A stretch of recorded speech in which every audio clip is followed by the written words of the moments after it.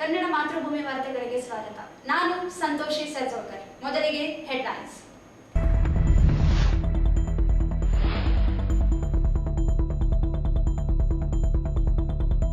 ಕೊಪ್ಪಳದಲ್ಲಿ ಹೊಸ ಕೈಗಾರಿಕೆ ಸ್ಥಾಪನೆ ವಿರೋಧಿಸಿ ಹೋರಾಟಕ್ಕೆ ಬೆಂಬಲ. ಚಾಮರಸ ಮಾಲಿ ಪಾಟೀಲ್.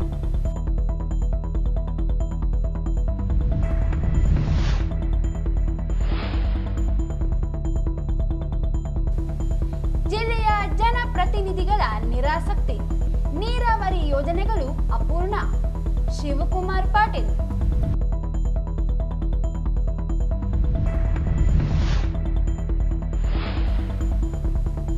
ಮಹಾನಗರ ಪಾಲಿಕೆಯಿಂದ ಇ ಖಾತಾ ಬಿ ಖಾತಾ ಅಭಿಯಾನ, ಸಾರ್ವಜನಿಕರು ಸದುಪಯೋಗ ಪಡೆಯಲು ಆಯುಕ್ತ ಜುಬಿನ್ ಮಹೋಪಾತ್ರ ಮನವಿ.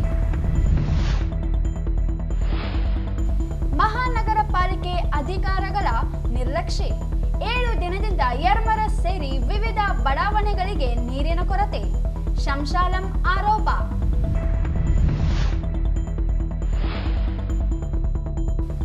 ರಾಂಪೂರು ಜಲಾಶಯದ ಬಳಿ ನಿರುಪಯುಕ್ತವಾಗಿ ನಿಂತ ಕಸ, ಹೊಸ ವಾಹನಗಳು ದಾರಿ ತಪ್ಪಿದ ಕಸ ವಿಲೇವಾರಿ.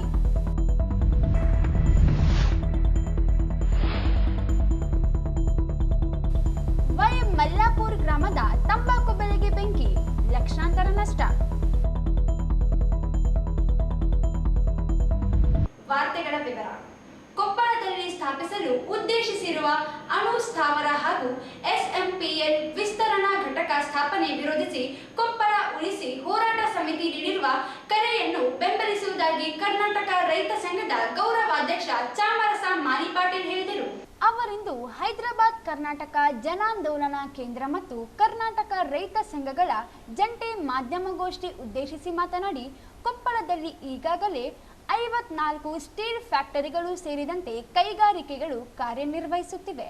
ಹೊಸ ಕೈಗಾರಿಕೆ, ಕೃಷಿ, ಫಲವತ್ತಾದ ಭೂಮಿ, ತುಂಗಭದ್ರಾ ನದಿ ನೀರು ಬಳಕೆ ಪ್ರಮಾಣ ಹೆಚ್ಚಳವಾಗಿ ಕೃಷಿಗೆ ನೀರಿನ ಕೊರತೆಯಾಗುವುದರ ಜೊತೆಗೆ ಪರಿಸರ ಮೇಲೆ ದುಷ್ಪರಿಣಾಮವಾಗುತ್ತದೆ. ಕೊಪ್ಪಳ, ವಿಜಯನಗರ, ಬಳ್ಳಾರಿ, ರಾಯಚೂರು ಜಿಲ್ಲೆಗಳ ಜನರ ಜೀವನ ಮೇಲೆ ಪರಿಣಾಮವಾಗುವ ಕೈಗಾರಿಕೆಗಳು ಇಲ್ಲಿ ಸ್ಥಾಪಿಸುವುದೇ ಬೇಡ ಎಂದರು. ತುಂಗಭದ್ರಾ ನದಿ ಕೈಗಾರಿಕೆಗಳಿಗೆ ನಿಗದಿಗಿಂತ ಹೆಚ್ಚ ಬಳಕೆ ಮಾಡುತ್ತಿರುವ ಪರಿಣಾಮವಾಗಿ ಕೊನೆ ಭಾಗಕ್ಕೆ ನೀರು ಬಾರದಂತಾಗಿ ಒಂದೇ ಬೆಳೆ ಬೆಳೆಯುವುದು ಕಷ್ಟದಾಯಕವಾಗುತ್ತಿದೆ. ಅಣು ಸ್ಥಾವರ ಸ್ಥಾಪನೆಯಾದರೆ ಜನರ ಅನಾರೋಗ್ಯಕ್ಕೆ ತುತ್ತಾಗುತ್ತಿರುವುದಲ್ಲದೆ ಅಂಗವೈಕಲ್ಯಕ್ಕೆ ಗುರಿಯಾಗಬೇಕಾಗುತ್ತದೆ.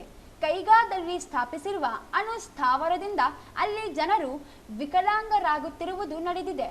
ಮತ್ತೊಂದು ಸಮಸ್ಯೆಗೆ ಸರ್ಕಾರವೇ ಕಾರಣವಾಗಬಾರದು ಎಂದರು.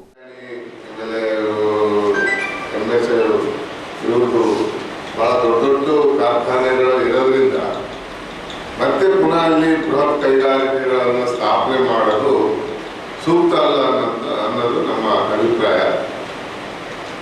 ಮತ್ತೆ ಅದ್ರ ಜೊತೆಗೆ ಒಂದು ಅಣುಸ್ಥಾವರವನ್ನು ತರಬೇಕು. ಅಣುಸ್ಥಾವರ ಸ್ಥಾಪನೆ ಮಾಡಬೇಕಂತ ವಿದ್ಯುತ್ ಉತ್ಪಾದನೆಗಾಗಿ ಅಣುಸ್ಥಾವರವನ್ನ ಸ್ಥಾಪನೆ ಮಾಡುವ ಒಂದು ಉದ್ದೇಶದಿಂದ ಕೂಡ ಭೂಮಿ ಕೇಳ್ತಾರೆ.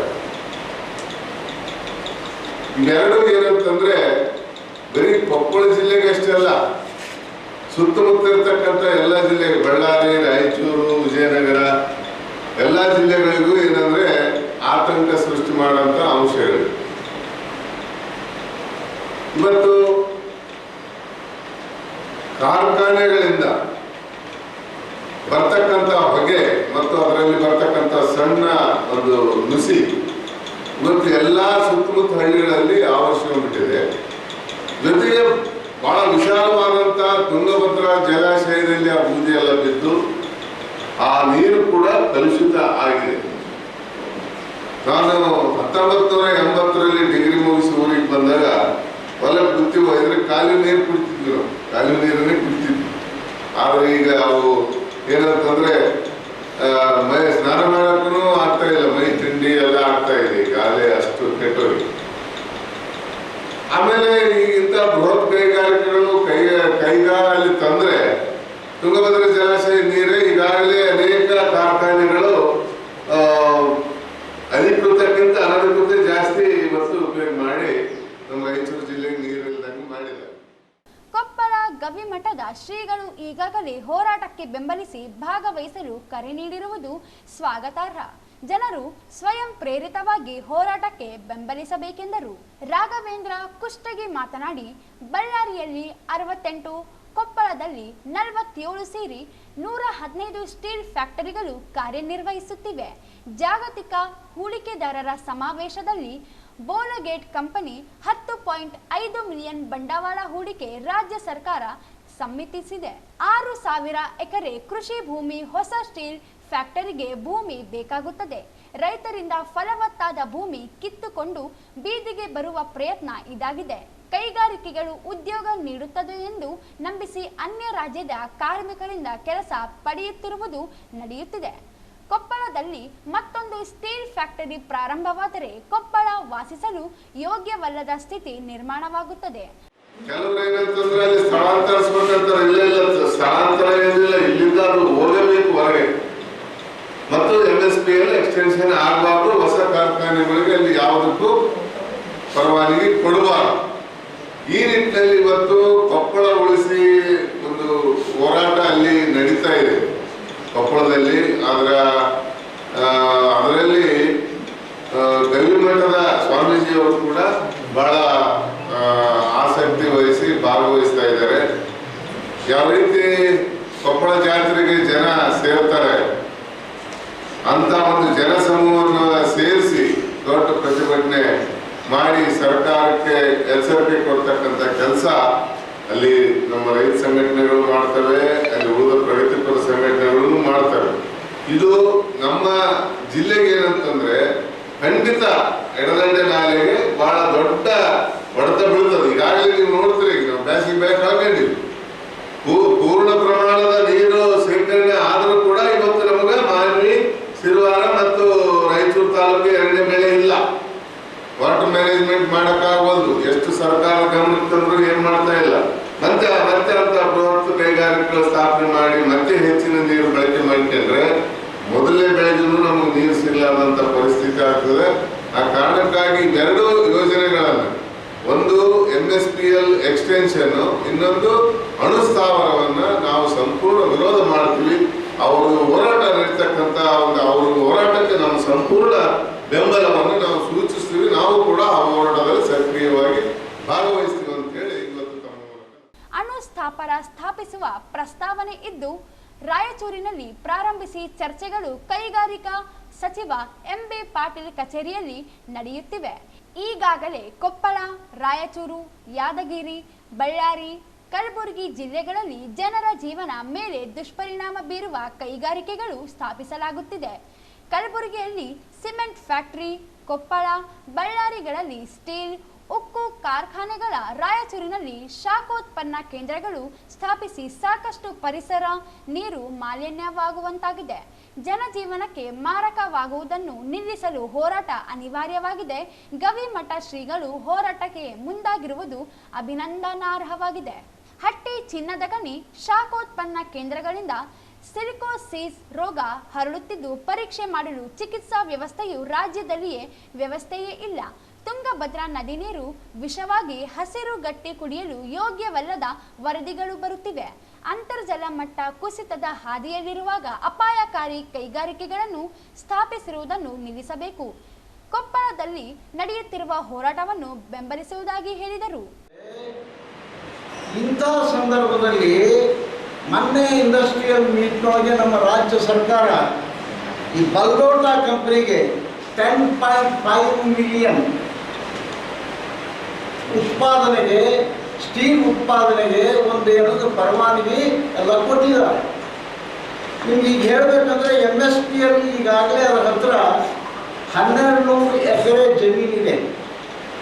ಆದರೆ 10 ಮಿಲಿಯನ್ 10.5 ಮಿಲಿಯನ್ ಪ್ರೊಡಕ್ಷನ್ ಮಾಡಬೇಕಾದ್ರೆ ಕನಿಷ್ಠ 6,000 ಎಕರೆ ಜಮೀನು ಬೇಕು.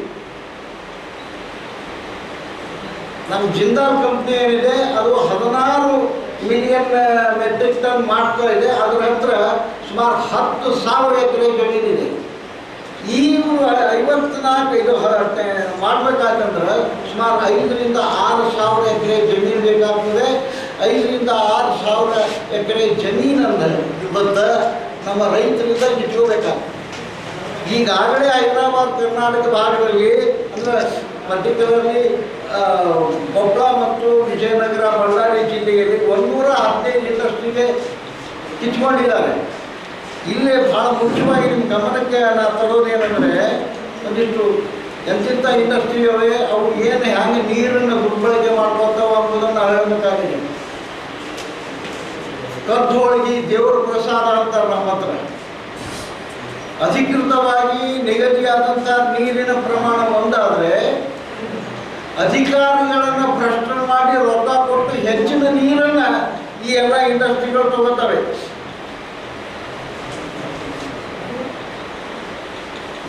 ನಿಮಗೆ ಗೊತ್ತಿದೆ, ಜಿಂದಾಲ್ ಕಂಪ್ನಿ ಈಗಾಗಲೇ ಬಳ್ಳಾರಿ ಒಳಗೆ ಒಂದು ಆಲ್ಮಟ್ಟಿಯಿಂದ ನೀರು ತಗೋತಾರೆ, ಇನ್ನೊಂದು ತುಂಗಭದ್ರಾ ಜಲಾಶಯದಿಂದ ನೀರು ತಗೋತಾರೆ.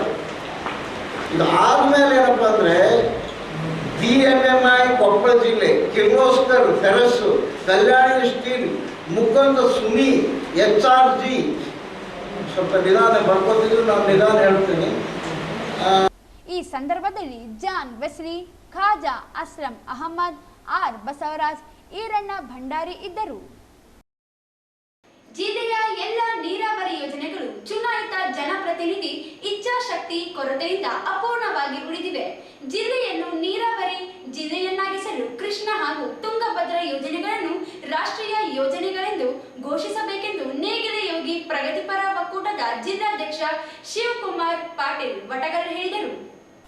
ಅವರಿಂದು ಮಾಧ್ಯಮ ಗೋಷ್ಠಿಯೊಂದಿಗೆ ಮಾತನಾಡಿ, ನೀರಾವರಿ ಯೋಜನೆಗಳ ಮೂಲಕವೇ ರಾಜಕೀಯ ಅಧಿಕಾರ ಹಿಡಿದಿರುವ ಎಲ್ಲ ಪಕ್ಷದ ಶಾಸಕರುಗಳು, ಸಚಿವರುಗಳು ಜಿಲ್ಲೆಯ ಸಮಸ್ಯೆಗಳಿಗೆ ಪರಿಹಾರ ಒದಗಿಸುವಲ್ಲಿ ವಿಫಲರಾಗಿದ್ದಾರೆ. 9A ಕಾಲುವೆ ಇಂದಿಗೂ ಪೂರ್ಣಗೊಳ್ಳದೆ ಹೋಗಿದೆ.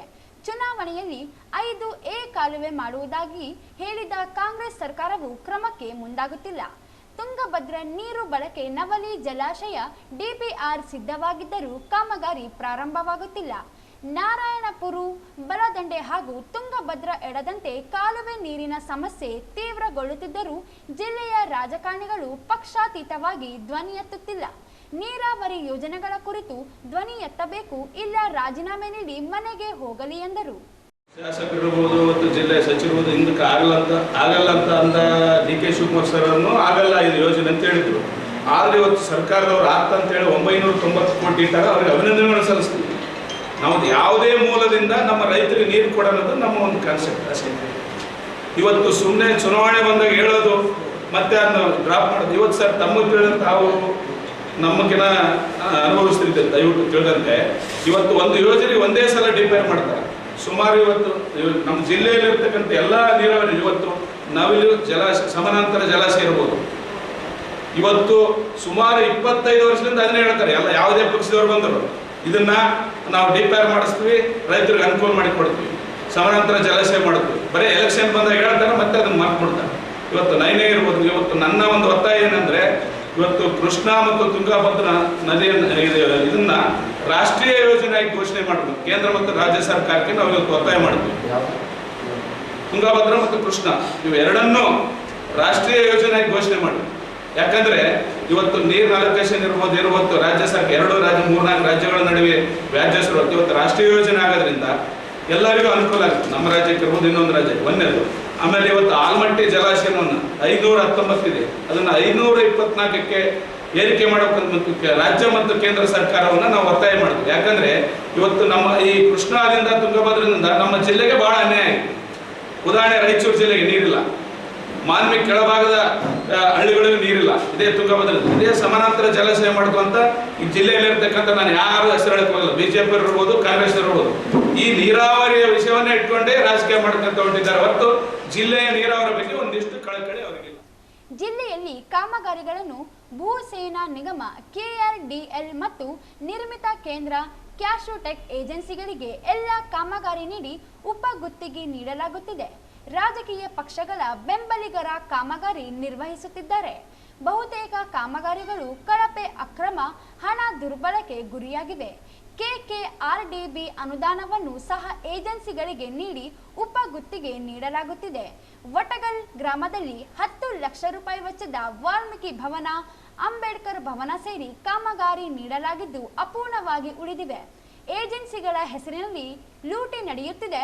ಕೂಡಲೇ ಏಜೆನ್ಸಿಗಳ ಕಾಮಗಾರಿ ತನಿಖೆ ನಡೆಸಿ ಕಾಮಗಾರಿ ರದ್ದುಗೊಳಿಸಬೇಕೆಂದರು. ಕೊಟ್ಟು ಆ ಕೆಲಸಗಳನ್ನು ಉಪಗುತ್ತಿಗೆ ನೀಡ್ತಾರೆ. ಸರ್, ಸಂಸ್ಥೆ ಇರೋದು ಅದು ನೀವು ಸರಿಯಾಗಿ ಕೆಲಸ ಮಾಡ್ರಪ್ಪ, ಗುಣಮಟ್ಟದ ಕೆಲಸ ಮಾಡ್ರಂತ ಅವ್ರು ನಿಯೋಜಿಸಿದ್ರೆ ಅವರು ಇನ್ನೊಬ್ಬ ಯಾವುದೇ ಪಕ್ಷದ ಕಾರ್ಯಕರ್ತರಿಗೆ ಕೊಟ್ಟು ಕೆಲಸವನ್ನ ಕಳಪೆ ಮಾಡೋದಂತ ಇಡೀ ಜಿಲ್ಲೆಯಲ್ಲಿ ಭೂಸೇನ ಲ್ಯಾಂಡ್ ಆರ್ಮಿ ಅವರು ಮತ್ತು ನಿರ್ಮಿತ ಕೇಂದ್ರದವರು. ಇವತ್ತು ಉದಾಹರಣೆ 2-3 ಫೋಟೋ ಆಗಿವೆ ಇದೆ ನಮ್ಮಲ್ಲಿ. ಎಲ್ಲರಿಗೂ ನಾವು ಒಂದು ಗ್ರೂಪ್ ಮಾಡಿ ನಿಮ್ಗೆ ಅಪ್ಲೋಡ್ ಮಾಡ್ತೀನಿ ಒಂದು 10 ನಿಮಿಷದಲ್ಲಿ. ಇವತ್ತು ಒಟ್ಟಿನಲ್ಲಿ ವಾಲ್ಮೀಕಿ ಭವನ ಸರ್ 10 ವರ್ಷ ಆಯಿತು, ಇವತ್ತು ಕಂಪ್ಲೀಟ್ ಮಾಡಿಲ್ಲ, ದುಡ್ಡು ತಗೊಂಡಾರೆ. ಆಮೇಲೆ ಇನ್ನೊಂದು ಅಂಬೇಡ್ಕರ್ ಭವನ ಸರ್ ಮಾಡಿದ್ದಾರೆ, ಕಂಪ್ಲೀಟ್ ಆಗಿ ದುಡ್ಡು ತಗೊಂಡಿದ್ದಾರೆ. ಮತ್ತೆ ನಿರ್ಮಿತ ಕೇಂದ್ರದವರು ನಿನ್ನೆ ಒಂದು ಯಾವುದು ಹೈಟೆಕ್ ಶೌಚಾಲಯ ಮಾಡಿದ್ದಾರೆ, 25 ಲಕ್ಷ ರೂಪಾಯಿ ಇದೆ ಸರ್. ಅದನ್ನ ತಂದು ತಗೊಳ್ಳೋಕೆ ಸರಿ ಯಾವುದೇ ಅದನ್ನೇ ಅಷ್ಟಕ್ಕೆ ನಿಲ್ಲಿಸಿದ್ದಾರೆ. ಇವತ್ತು ಲ್ಯಾಂಡ್ ಆರ್ಮಿ ನಿರ್ಮಿತ ಕೇಂದ್ರ ಅಂದರೆ ಜಿಲ್ಲೆಯಲ್ಲಿ ಲೂಟಿ ಮಾಡಕ್ಕೆ ನಿಂತಾವೆ ಸರ್. ದಯವಿಟ್ಟು ಅದಕ್ಕೆ ಜಿಲ್ಲಾಧಿಕಾರಿಗಳು ಫೋನ್ ಮಾಡಿದ್ರೆ ಫೋನ್ ಪಿಕ್ ಮಾಡಲ್ಲ. ಯಾವುದೇ ವಿಚಾರ ಸನ್ಮಾನ್ಯ ಜಿಲ್ಲಾಧಿಕಾರಿಗಳು ಯಾವುದೇ ಸಂಘಟನೆ ಇರ್ಬೋದು, ಇನ್ನೊಂದಿರಲಿ ಯಾವುದೇ ವಿಚಾರವಾಗಿ ಜಿಲ್ಲಾಧಿಕಾರಿಗಳು ಚರ್ಚೆ ಮಾಡಬೇಕಂತ ಯಾವುದೇ ವಿಚಾರ ಫೋನ್ ಮಾಡಿದರೆ ಜಿಲ್ಲಾಧಿಕಾರಿಗಳು ಬಂದಿರ್ತಾರೆ. ಒಂದು ಚಂದ್ರಶೇಖರ್ ನಾಯಕ್ ಇರ್ತಾರೆ, ಯಾವುದೇ ಫೋನ್ ಮಾಡಲಿ ಆ ವಿತ್ತಿನ ಅರ್ಧ ತಾಸು ಮಾಡಿದ್ರೆ ಫೋನ್ ಮಾಡಿ ಏನು ನಿಮ್ಮ ಸಮಸ್ಯೆ ಏನಂತ ಕೇಳ್ತಾರೆ. ಜಿಲ್ಲಾಧಿಕಾರಿ ಅಂದರೆ ಅವ್ರು ನಮ್ಮ ಸೇವಕರು. ದಯವಿಟ್ಟು ಕೂಡಲೇ ಜಿಲ್ಲಾಧಿಕಾರಿಗಳು ಲ್ಯಾಂಡ್ ಆರ್ಮಿ ನಿರ್ಮಿತ ಕೇಂದ್ರದ ಬಗ್ಗೆ. ಈ ಸಂದರ್ಭದಲ್ಲಿ ಗ್ರಾಮ ಪಂಚಾಯಿತಿ ಅಧ್ಯಕ್ಷ ಬಸನಗೌಡ ಬಾಲರೆಡ್ಡಿ, ಅಕ್ಷಯ ನಾಯಕ್, ಆದನಗೌಡ ಪಾಟೀಲ್ ಇದ್ದರು. ರಾಜ್ಯದಲ್ಲಿನ ಎಲ್ಲ ನಗರ ಸ್ಥಳೀಯ ಸಂಸ್ಥೆಗಳ ವ್ಯಾಪ್ತಿಯಲ್ಲಿರುವ ಅನಧಿಕೃತ ಸ್ವತ್ತುಗಳಿಗೆ ಈ ಖಾತಾ ನೀಡುವ ನಿಟ್ಟಿನಲ್ಲಿ ರಾಯಚೂರು ಮಹಾನಗರ ಪಾಲಿಕೆಯ ವ್ಯಾಪ್ತಿಯಲ್ಲಿರುವ ಅನಧಿಕೃತ ಸ್ವತ್ತುಗಳಿಗೆ ಈ ಖಾತಾ ನೀಡಲು ನಗರದ ವಿವಿಧ ವಾರ್ಡ್ಗಳಲ್ಲಿ 6 ಕೌಂಟರ್ಗಳನ್ನು ಸ್ಥಾಪಿಸಲಾಗಿದೆ. ವಾರ್ಡ್ ನಂಬರ್ 7, 8, 9, 10, 11 ಹಾಗೂ 12ನೇ ವಾರ್ಡ್ನ ಸ್ವತ್ತುದಾರರು ನಗರದ ಹಳೆ ನಗರಸಭೆ ಕಾರ್ಯಾಲಯದಲ್ಲಿ ಈ ಖಾತಾ ಪಡೆಯಬಹುದಾಗಿದೆ. ಅದರಂತೆ ವಾರ್ಡ್ ನಂಬರ್ 5, 30, 31, 32ಕ್ಕೆ ನಗರದ ಹಳೆಯ ಜಿಲ್ಲಾಧಿಕಾರಿ ಕಚೇರಿ, ವಾರ್ಡ್ ನಂಬರ್ 19, 20, 22ಕ್ಕೆ ಹರಿಜನವಾಡದ ಸಮುದಾಯ ಭವನದಲ್ಲಿ ಕೌಂಟರ್ ತೆರೆಯಲಾಗಿದೆ. ವಾರ್ಡ್ ನಂಬರ್ 23, 24, 25ಕ್ಕೆ ಬಸವನ ಬಾವಿ ಹತ್ತಿರದ ಡಾಕ್ಟರ್ BR ಅಂಬೇಡ್ಕರ್ ಭವನದಲ್ಲಿ, ವಾರ್ಡ್ ನಂಬರ್ 28 ಹಾಗೂ 29ಕ್ಕೆ ಚಂದ್ರಬಂಡ ರಸ್ತೆಯಲ್ಲಿರುವ ನಗರಸಭೆ ಕಾರ್ಯಾಲಯದ ಮಳಿಗೆಯಲ್ಲಿ ಹಾಗೂ ವಾರ್ಡ್ ನಂಬರ್ 33ಕ್ಕೆ ಯರಮರಸ್ನ ದಂಡ್ ಹತ್ತಿರವಿರುವ ಸಮುದಾಯ ಭವನದಲ್ಲಿ ಕೌಂಟರ್ಗಳನ್ನು ತೆರೆಯಲಾಗಿದೆ. ಹೆಚ್ಚಿನ ಮಾಹಿತಿಗಾಗಿ ಮಹಾನಗರ ಪಾಲಿಕೆಯಲ್ಲಿ ಈ ಖಾತಾ ಸಹಾಯವಾಣಿ 08-532 200-551ಗೆ ಸಂಪರ್ಕಿಸಬಹುದಾಗಿದೆ. ಅನಧಿಕೃತ ಸ್ವತ್ತುಗಳ ಮಾಲೀಕರು ತಮ್ಮ ಸ್ವತ್ತಿನ ಕಂದಾಯವನ್ನು ಪಾವತಿಸಿ ಈ ಖಾತಾವನ್ನು ಪಡೆಯಬಹುದಾಗಿದೆ. ಸ್ವತ್ತಿನ ಮಾಲೀಕರು ಮಹಾನಗರ ಪಾಲಿಕೆಗೆ ಭೇಟಿ ನೀಡಿ ಸ್ವತ್ತಿನ ಮಾಲೀಕತ್ವದ ನೋಂದಾಯಿತ ಪತ್ರ, ಚಾಲ್ತಿಯಲ್ಲಿರುವ ಕಂದಾಯ ಪಾವತಿ ರಶೀದಿ, ಋಣಭಾರ ಪ್ರಮಾಣ ಪತ್ರ, ಮಾಲೀಕರ ಫೋಟೋ, ಆಸ್ತಿ ಇರುವ ಸ್ಥಳದ ಫೋಟೋ ಹಾಗೂ ಆಧಾರ್ ಕಾರ್ಡ್ ಅನ್ನು ಅರ್ಜಿಯೊಂದಿಗೆ ಸಲ್ಲಿಸಬೇಕು ಎಂದು ಮಹಾನಗರ ಪಾಲಿಕೆಯ ಆಯುಕ್ತ ಜುಬೇನ್ ಮೋಹಪಾತ್ರ ಪ್ರಕಟಣೆಯಲ್ಲಿ ತಿಳಿಸಿದ್ದಾರೆ. ನಗರದ ವಾರ್ಡ್ ನಂಬರ್ 33ರ ಯರಮರಸ್ ಮತ್ತು ಯರಮರಸ್ ಕ್ಯಾಂಪ್ನಲ್ಲಿ ಕಳೆದ 7 ದಿನಗಳಿಂದ ಕುಡಿಯುವ ನೀರಿನ ಸಮಸ್ಯೆ ಎದುರಾಗಿದ್ದು, ಟ್ಯಾಂಕ್ಗೆ ಅಳವಡಿಸಿದ ವಾಲ್ ದುರಸ್ತಿ ಮಾಡದೆ ಮಹಾನಗರ ಪಾಲಿಕೆ ನಿರ್ಲಕ್ಷ್ಯ ವಹಿಸಿದೆ ಎಂದು ನಗರಸಭೆ ಮಾಜಿ ಸದಸ್ಯ ಶಂಶಾಲಂ ಆರೋಪಿಸಿದರು. ನಗರದ ಯರಮರಸ್ನ ಆಂಜನೇಯ ದೇವಸ್ಥಾನ ಸಮೀಪದಲ್ಲಿ ಕುಡಿಯುವ ನೀರಿನ ಟ್ಯಾಂಕ್ ನಿರ್ಮಾಣ ಮಾಡಿದೆ. ಸುಮಾರು 30 ವರ್ಷಗಳಿಂದ ಈ ಟ್ಯಾಂಕ್ ನಿಂದ ನೀರನ್ನು Yermaras camp, Bhimarai colony, Harijanappa colony, Hegde colony, ನೀರಾವರಿ ಇಲಾಖೆ ಬಡಾವಣೆಗೆ ಸರಬರಾಜು ಮಾಡಲಾಗುತ್ತಿದೆ ಎಂದರು. ಕಳೆದ 1 ವಾರದಿಂದ ನೀರಿನ ಸಮಸ್ಯೆ ಕುರಿತು ಮಹಾನಗರ ಪಾಲಿಕೆ ಆಯುಕ್ತರಿಗೆ, ಸದಸ್ಯರಿಗೆ ಗಮನಕ್ಕೆ ತರಲಾಗಿದೆ. ನೀರು ಸರಬರಾಜು ಮಾಡುವ ಆಪರೇಟರ್ ವಾಲ್ ದುರಸ್ತಿ ಸರಿಪಡಿಸದೆ ನೀರು ಸರಬರಾಜು ಮಾಡಲಾಗುತ್ತದೆ ಎಂದು ತಿಳಿದಿದ್ದು, ವಾಲ್ ದುರಸ್ತಿ ಮಾಡಲು ಮಹಾನಗರ ಪಾಲಿಕೆ ಅಧಿಕಾರಿಗಳಿಗೆ ಮಾಹಿತಿ ನೀಡಲಾಗಿದೆ. ಆದರೆ ವಾಲ್ ಇಲ್ಲವೆಂದು ಹೇಳಲಾಗುತ್ತಿದ್ದು, ನಗರಸಭೆಯಿಂದ ಮೇಲ್ದರ್ಜೆಗೇರಿ ಮಹಾನಗರ ಪಾಲಿಕೆಯಾಗಿದೆ. ಆದರೆ ಒಂದು ವಾಲ್ ಇಲ್ಲದಿರುವುದು ಹಾಸ್ಯಾಸ್ಪದ ಎಂದು ದೂರಿದರು.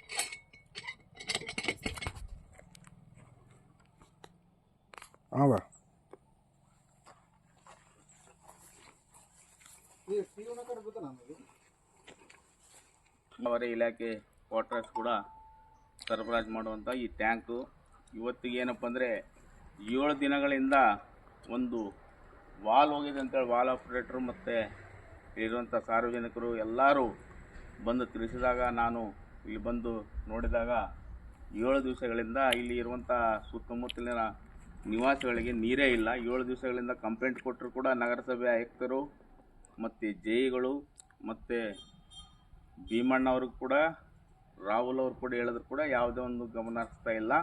ಯಾಕಪ್ಪ ಅಂದರೆ ಇಲ್ಲಿ ಇರುವಂಥ ಬಡಾವಣೆಗಳಲ್ಲಿ ಹೈಯೆಸ್ಟ್ ಕಲೆಕ್ಷನ್ ಆಗಿವಿ ನಮ್ಮ ನಗರಸಭೆಗೆ ದುಡ್ಡು ಬರೋದಂದರೆ ನಮ್ಮ ಯರ್ಮರ್ಸ್ ಕ್ಯಾಂಪಿನಿಂದಲೇ. ಇವತ್ತಿಗೂ ಒಂದು ವಾಲ್ ಹಾಕಂದರೆ ಇವತ್ತು ನಾಳೆ ನಾಡ್ದು ಅಂತೇಳಿ 7 ದಿವಸ ಕಳೆದಿದ್ದಾರೆ. ನಾನು ಹೇಳೋದು ಇಷ್ಟೇ, ನಗರಸಭೆಯವರು ಇಲ್ಲೇನು ನೀವೇನು ವರ್ಷ ಬಿಲ್ ಏನು ತೊಗೊತೀರಿ, ನೀರಿಂದಾಗಿರ್ಬೋದು, ಮನೆ ಟ್ಯಾಕ್ಸ್ ಬಿಲ್ ಏನು ತೊಗೊತೀರಿ, ಇವತ್ತು ಒಂದು ನಿಮ್ಮ ನಗರಸಭೆಯಲ್ಲಿ ಈಗ ಇವತ್ತು ನಮ್ಮ ಮಹಾನಗರ ಪಾಲಿಕೆಯಲ್ಲಿ ಒಂದು ವಾಲ್ ಸ್ಟಾಕ್ ಇಲ್ವ ನಿಮ್ಮ ಹತ್ರ?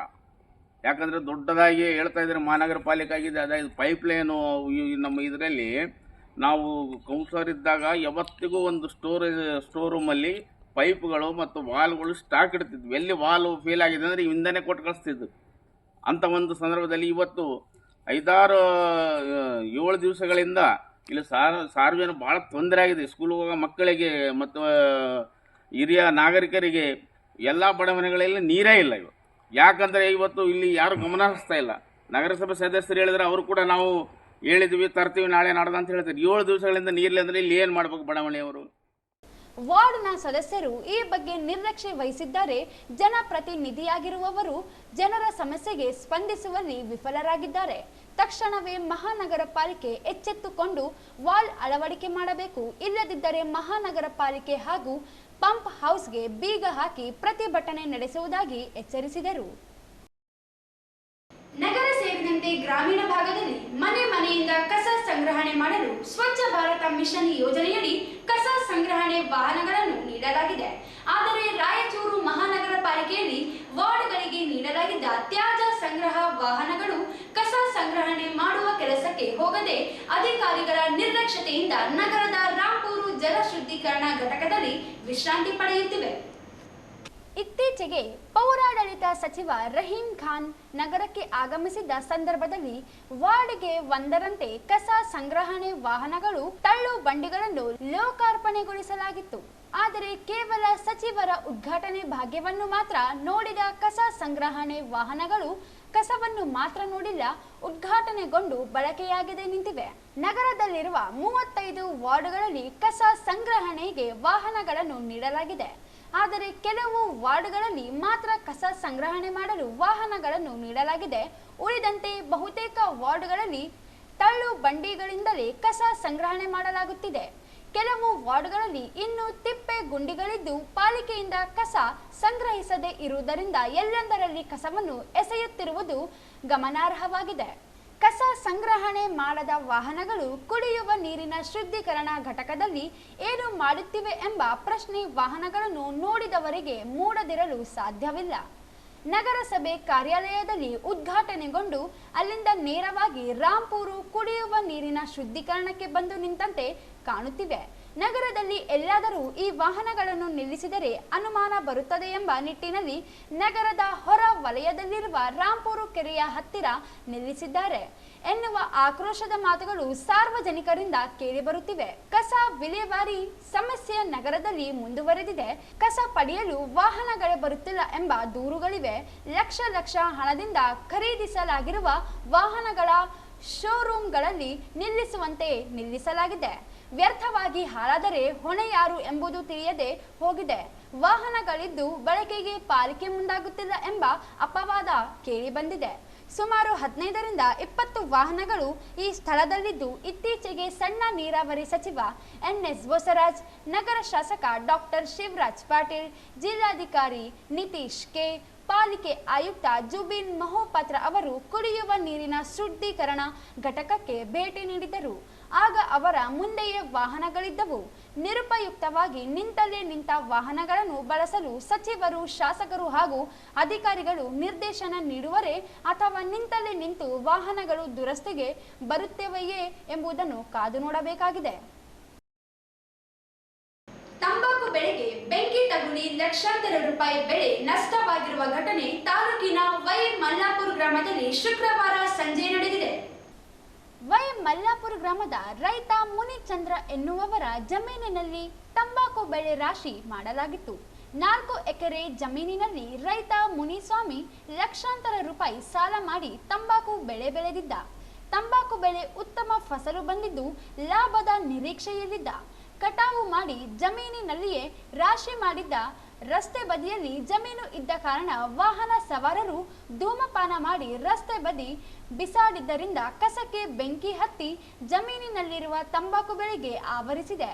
ಇದರಿಂದ ಬೆಂಕಿ ತಂಬಾಕು ಬೆಳೆಗೆ ತಗುಲಿದ್ದರಿಂದ ಸುಮಾರು 1 ಲಕ್ಷ ನಷ್ಟ ತಂಬಾಕು ಬೆಳೆ ನಷ್ಟವಾಗಿದೆ. ಲಕ್ಷಾಂತರ ರೂಪಾಯಿ ಸಾಲ ಮಾಡಿ ತಂಬಾಕು ಬೆಳೆ ಬೆಳೆಸಿದ್ದ ರೈತನಿಗೆ ದಿಕ್ಕು ತೋಚದಂತಾಗಿದ್ದು, ಸರ್ಕಾರ ರೈತನ ನೆರವಿಗೆ ಧಾವಿಸಿ ಬೆಳೆ ನಷ್ಟ ಪರಿಹಾರ ಒದಗಿಸಿ ಕೊಡಬೇಕಾಗಿದೆ. ಈ ಕುರಿತು ಯರಗೇರ್ ಪೊಲೀಸ್ ಠಾಣೆ ವ್ಯಾಪ್ತಿಯಲ್ಲಿ ಘಟನೆ ಸಂಭವಿಸಿದೆ. ಕೊನೆಯಲ್ಲಿ ಮತ್ತೊಮ್ಮೆ ಹೆಡ್ಲೈನ್ಸ್.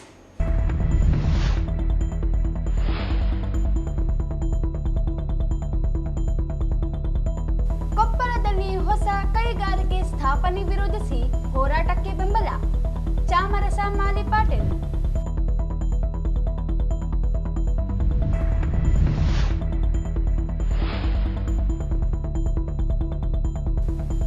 ಜಿಲ್ಲೆಯ ಜನಪ್ರತಿನಿಧಿಗಳ ನಿರಾಸಕ್ತಿ.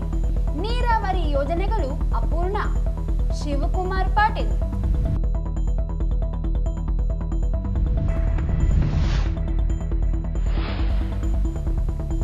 ಮಹಾನಗರ ಪಾಲಿಕೆಯಿಂದ ಈ ಖಾತಾ ಬಿ ಖಾತಾ ಅಭಿಯಾನ. ಸಾರ್ವಜನಿಕರು ಸದುಪಯೋಗ ಪಡೆಯಲು ಆಯುಕ್ತ ಜುಬಿನ್ ಮಹೋಪಾತ್ರ ಮನವಿ. ಮಹಾನಗರ ಪಾಲಿಕೆ ಅಧಿಕಾರಿಗಳ ನಿರ್ಲಕ್ಷ್ಯ. 7 ದಿನದಿಂದ ಯರ್ಮರಸ್ ಸೇರಿ ವಿವಿಧ ಬಡಾವಣೆಗಳಿಗೆ ನೀರಿನ ಕೊರತೆ. ಶಂಶಾಲಂ ಆರೋಪ.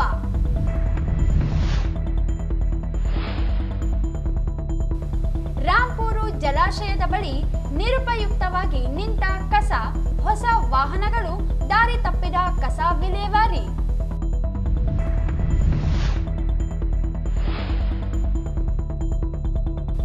ವೈ ಮಲ್ಲಾಪುರ ಗ್ರಾಮದ ತಂಬಾಕು ಬೆಳೆಗೆ ಬೆಂಕಿ, ಲಕ್ಷಾಂತರ ನಷ್ಟ. ಇಲ್ಲಿಗೆ ವಾರ್ತೆಗಳ ಪ್ರಸಾರ ಮುಕ್ತಾಯವಾಯಿತು. ಮುಂದಿನ ವಾರ್ತೆಗಳೊಂದಿಗೆ ಮತ್ತೆ ಭೇಟಿಯಾಗೋಣ. ವಂದನೆಗಳು.